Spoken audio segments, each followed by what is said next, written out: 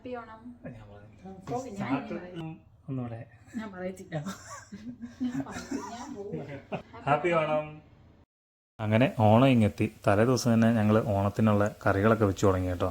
ഏകദേശം 7-8 കൂട്ടം കറികൾ ഞങ്ങൾ ഉണ്ടാക്കി ഫുൾ സെറ്റ് ചെയ്ത്. ഓണത്തിനന്ന് ഞങ്ങൾ ജസ്റ്റ് പപ്പടം കാച്ചും മീൻസ് പായസം ഉണ്ടാക്കും. വേറെ ഒരു പരിപാടിയില്ല കേട്ടോ. ഞങ്ങൾ രണ്ടുപേരും ഒന്നിച്ചുള്ള ആദ്യത്തെ ഓണമാണ്. അതുകൊണ്ട് തന്നെ ഞങ്ങൾ ചെറുതായിട്ട് ആഘോഷിക്കാൻ തീരുമാനിച്ചു. ഞാൻ നാട്ടിൽ നിന്ന് പ്രാവശ്യം വന്നപ്പോൾ തന്നെ എനിക്കുള്ള ഓണത്തിനുള്ള ഡ്രസ്സൊക്കെ വാങ്ങിച്ചു. അപ്പം സെയിം ഡ്രസ്സ് അവൾക്ക് ഓർമ്മ മേടിച്ചു. പിന്നെ സെറ്റും മുണ്ടും വേറെ വാങ്ങിച്ചിട്ടുണ്ട്. അങ്ങനെ രാവിലെ തന്നെ ഷർട്ടൊക്കെ തേച്ചു അവൾക്കുള്ള ഓണക്കോടി കൊണ്ടു കൊടുത്തു. അതിനുശേഷം ഞങ്ങൾ അതെല്ലാം തേച്ചെല്ലാം റെഡിയാക്കിയതിന് ശേഷം പിന്നെ പായസം ഉണ്ടാക്കാൻ കയറി. നല്ല പായസം എല്ലാം ഉണ്ടാക്കി തീർത്തതിന് ശേഷം ഇനിയിപ്പോൾ ഡ്രസ്സ് മാറണം. പിന്നെ ഞങ്ങൾ പോയി ഓണക്കോടിയെല്ലാം ഇട്ട് ഓണത്തിനുള്ള ഡ്രസ്സുകളെല്ലാം ഇട്ട് പിന്നെ കുറച്ച് ഫോട്ടോസൊക്കെ എടുത്ത് എല്ലാം കഴിഞ്ഞ് എന്നിട്ട് ഞങ്ങൾ പിന്നെ നേരെ കഴിക്കാൻ പോയി കേട്ടോ.